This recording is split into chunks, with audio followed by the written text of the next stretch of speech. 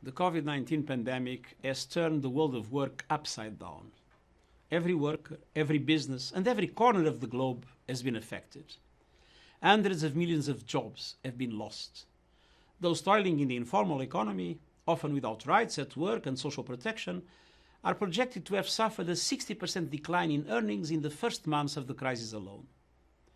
Women have been especially hard hit, working in many of the most critically affected sectors, while also carrying the greatest burden of increasing levels of unpaid care work.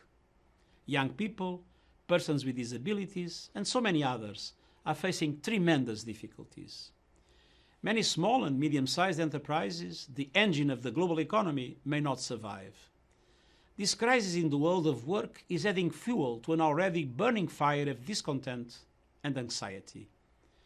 Massive unemployment and loss of income from COVID-19 are further eroding social cohesion and destabilizing countries and regions, socially, politically, and economically. Yes, many companies and workers have adapted in innovative ways to the changing circumstances. For example, millions have moved overnight to working online, in many cases with surprising success.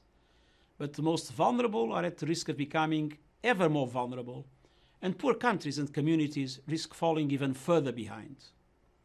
We need action on three fronts. First, immediate support for at-risk workers, enterprises, jobs and incomes to avoid closures, job losses and income decline. Second, greater focus on both health and economic activity after lockdowns ease, with workplaces that are safe and rights for women and populations at risk. Third, we need to mobilize now for a human-centered, green and sustainable inclusive recovery that harnesses the potential of new technologies to create decent jobs for all and draws on the creative and positive ways companies and workers have adapted to these times. There is a lot of talk about the need for a new normal after this crisis. But let's not forget that the pre-COVID-19 world was far from normal. Rising inequalities, systemic gender discrimination, lack of opportunities for young people, stagnant wages, runaway climate change, none of these things were normal. The pandemic exposed tremendous shortcomings, fragilities and fault lines. The world of work cannot and should not look the same after this crisis. It's time for a coordinated global, regional and national effort to create decent work for all as the foundation of a green, inclusive and resilient recovery.